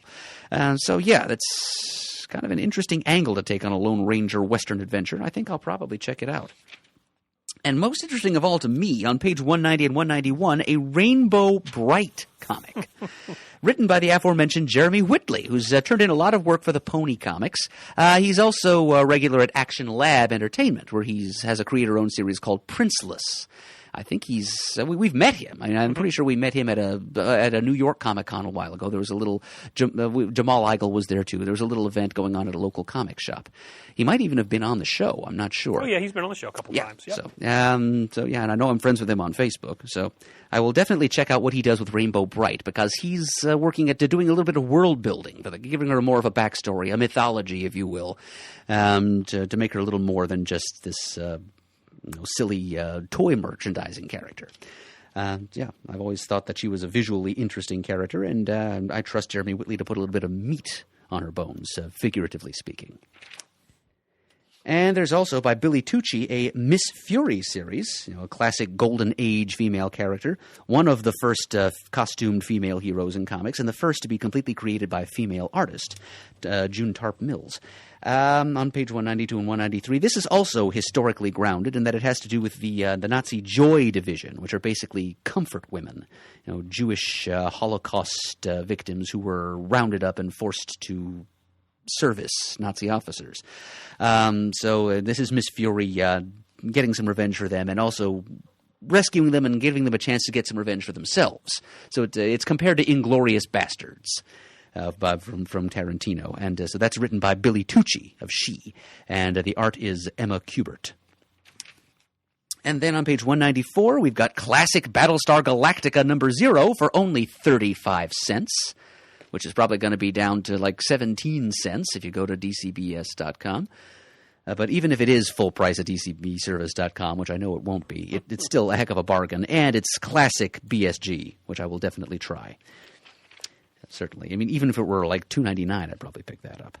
On page 196 and 197, we've got a bunch of different Halloween one-shots featuring pop cultural properties that Dynamite owns. We've got Elvira, we've got Vampirella, got Red Sonja, Army of Darkness, and Betty Page. So, interesting spooky reads there.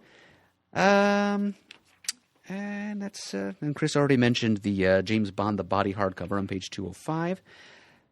Yeah, 17 cents for that issue. Oh, I guessed right. Thank you very much, dcbservice.com. On page 209, Will Eisner's The Spirit Corpse Makers. This is written and drawn by Francesco Francavilla of The Black Coat and also of Archie, Afterlife with Archie. I think I somehow missed ordering a couple of the issues of this miniseries as it was coming out. So now Dynamite is collecting it. So you can see his fantastic, moody, sort of like hard-boiled 50s noir artwork gracing the classic character, the Spirit. I think that's all I got for Dynamite. All right, then. Anything for Boom? Well, let's see. On page 218, Sparrowhawk number 1 is... it's okay, so it's kind of a fairy romance story. It's written by Delilah S. Dawson, art by Matthias Basla, and it's half off at dcbservice.com.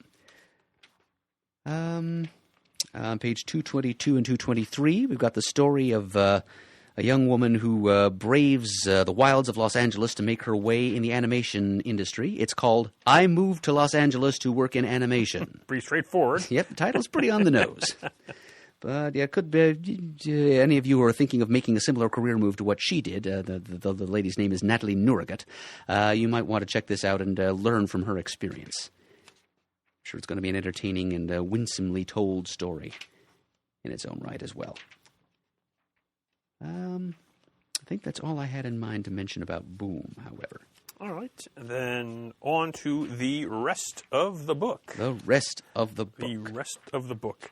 I'll start out on page 252 with Strangers in Paradise, 25, issue 7, Terry Moore. I was a little concerned about, because sometimes you can't go home again is one of the phrases you hear a lot. Like when Mark Waid came back to the Flash, it just wasn't the same.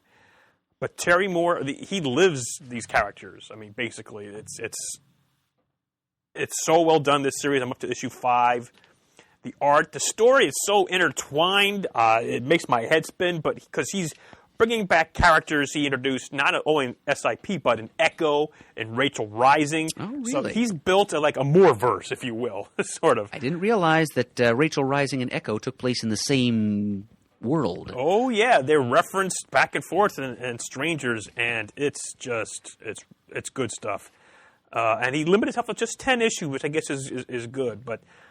have no fears if you're thinking of, have no fear if you were afraid of him going back to his old stuff. It's like he never left. It's good stuff. Happy to hear it, especially since I haven't fully experienced the old stuff yet. Oh, you better get on that. Yeah, one of these days. One of these days. The line is long, The line is long. heck of a queue.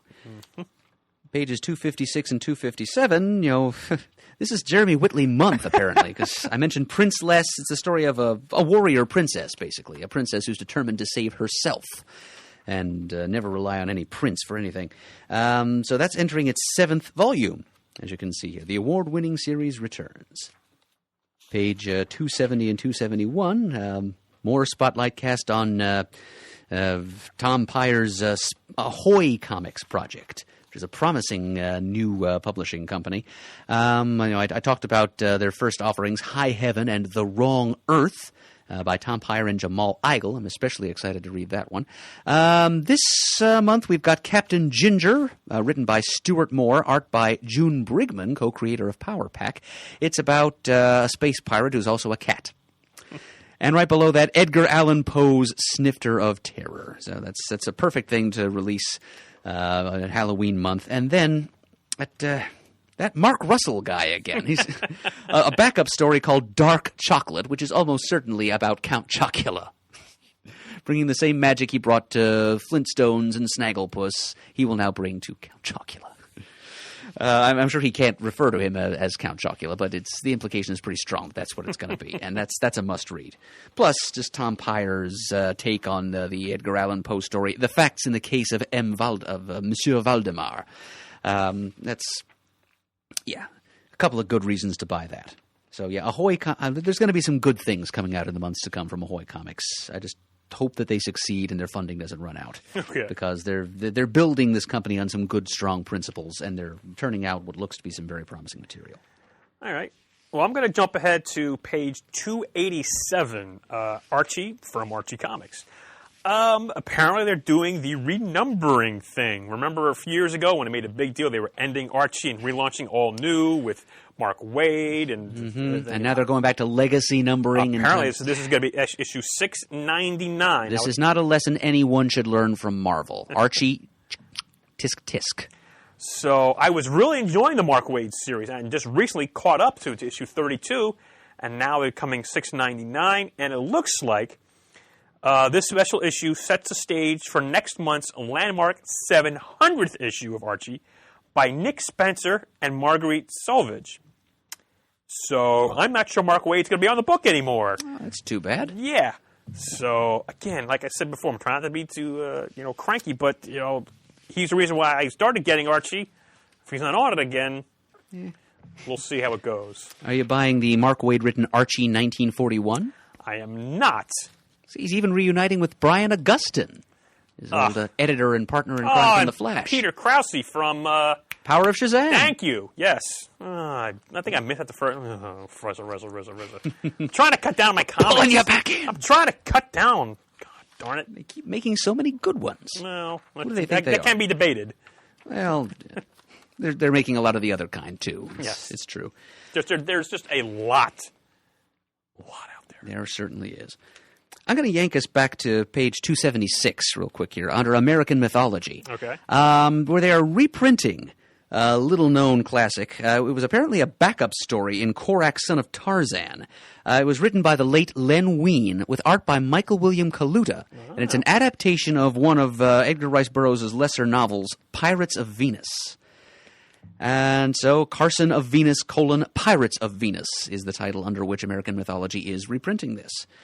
And it's in full color, and if the little sample we have here of Kaluta's artwork is any indication, it looks darn good. Now in print for the first time in over 40 years. So if you don't feel like digging through back issue bins for old issues of Korak, Son of Tarzan to read this, take advantage of this. Thank you, American Mythology. It's a more noble publishing endeavor than most of the things that they do, in my opinion. Oh, yes. And sad crossroads we come to now on page 306. Yep. I wish I could say I had never missed an issue of SpongeBob Comics yet, which is published by Bongo in cooperation with United Plankton Pictures. I've missed 2 issues out of the 85 issues of the series, plus all the supersized summer swim-taculars. Easy for you to say. Is it? Why not? But anyway, I'll definitely buy issue number 85 because I bought almost all the others. And I will also order the final issue, just for closure's sake, of the Simpsons comic series. I used to get that when it first came out, and eventually I stopped getting it. But to get the last issue, I got to pick that up. Naturally. It's been going on for so long, and good stuff with Bongo. Yep. Sorry to see it go. I am sorry, too. It's always a nice little fun supplement to my reading diet to have some Simpsons and Futurama characters thrown in there. It's kind of surprising to me that they're no longer profitable doing that. I kind of thought Simpsons comics sold gangbusters over in Europe, at least. Okay, on page 320, from Daryl Makes Comics, the third original graphic novel in the DMC series. Yes, brought to us from the mind of Daryl McDaniels of the 80s hip-hop group Run DMC. He's the DMC in Run DMC. And it's a story of a kind of an alternate reality, early 80s New York City. There have been 2 other such graphic novels to date, about 100 pages each, and this is the latest in the series. And it tells a series of short stories which are nonetheless kind of interconnected.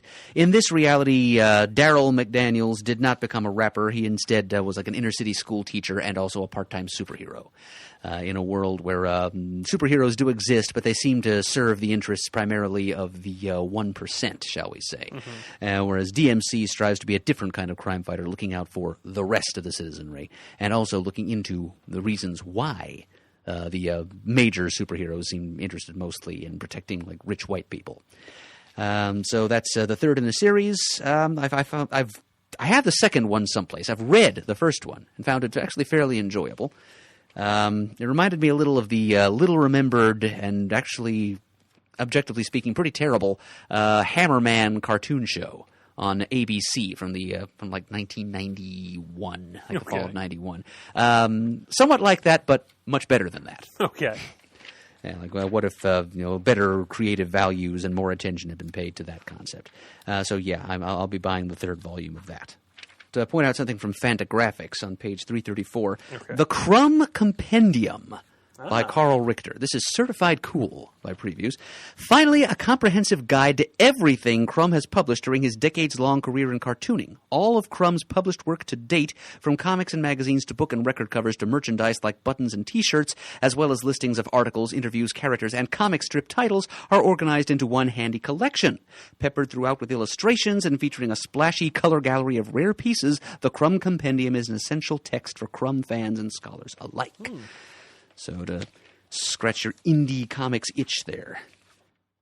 A couple of interesting sort of reference volumes, albeit fairly informal ones. On page 346, there's something called an Encyclopedia of Golden Age Superheroes. Which sounds like something treating a subject of interest to me. And then on page 387, some distance away, third in a series of regrettable books from Quirk Books. We've seen The League of Regrettable Superheroes and Regrettable Supervillains, both by writer-compiler Jonathan Morris. Now, Second Bananas get the same treatment. The League of Regrettable Sidekicks. Some of the silliest and lamest supporting characters from the first few decades of superhero comics.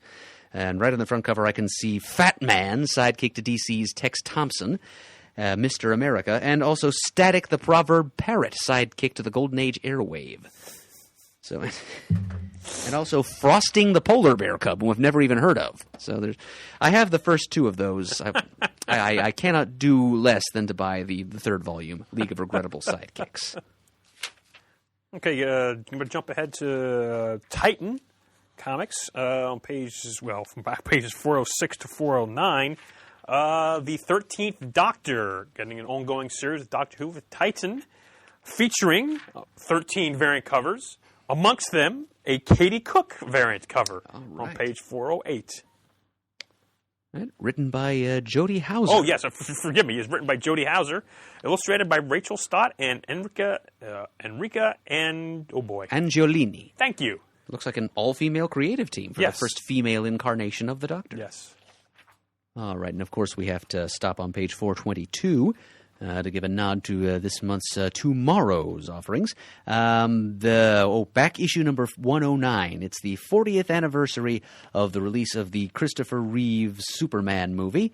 And you'll believe a mag can fly in this issue, celebrating that film release, and also touching on a few other entries in the series, including, Carrie Bates, an unproduced treatment for the 5th Superman movie, and Elliot S. Magan's Superman novel. So it's basically Superman and other media of the late 70s and early 80s. Good topic. Not an awful lot from Valiant this month, when they're leading off with the 4th issue of a 4-issue miniseries on page 423. I mean, it's going to be a very good miniseries, though. It's Britannia. You know, Chris and I are always gushing about this. Written by Peter Milligan. It's a story of what is basically a detective, a clue finder who's solving mysteries at the behest of the Roman emperor himself back in the times of ancient Rome. This is the 3rd such miniseries that Valiant has published, and they're always quite good. But yeah, when that's the first thing they mention, and there's only a couple pages of releases after that. Hope Valiant's doing all right. I don't believe I had meant to mention anything after that. Okay. And, the back of the book is usually just kind of a wash for me. Right. Well, in the back of the book, when you flip it, page 118 in the game, that's from Cryptozoic, that's where I saw the DC Comics deck building game, Rivals, Green Lantern versus Sinestro. So I placed an order for that. I love me some DC deck building. Well, maybe you'll get a chance to play some of it. I hope so, because there is also a Confrontations expansion, which I think we should play, because you can team up.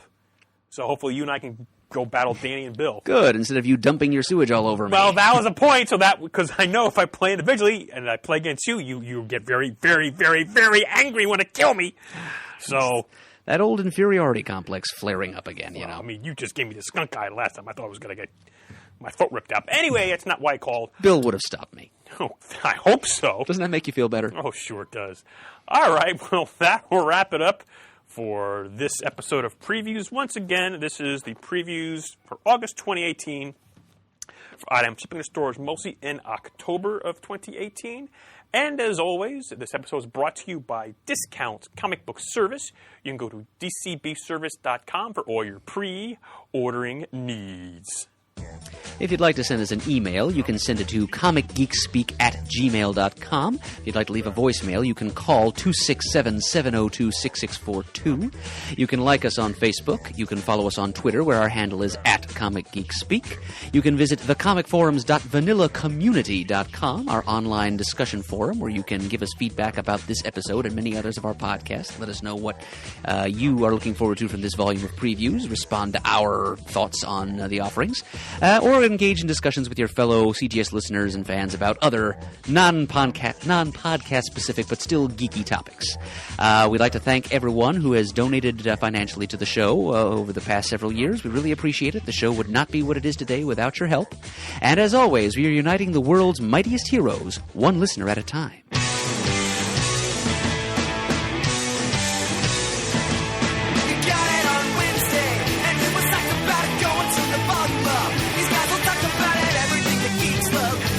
Laser beams, opinions like the seasons on everything you read in comics, movies, games, toys, artists, comic geek speak, comic geek speak, comic geek speak, comic geek speak, comic geek. Uniting the world's mightiest heroes. This is Comic Geek Speak.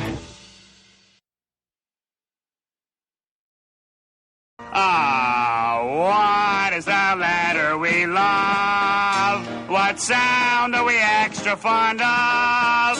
It's not any trouble, you know it's a W when you hear woo, woo, woo,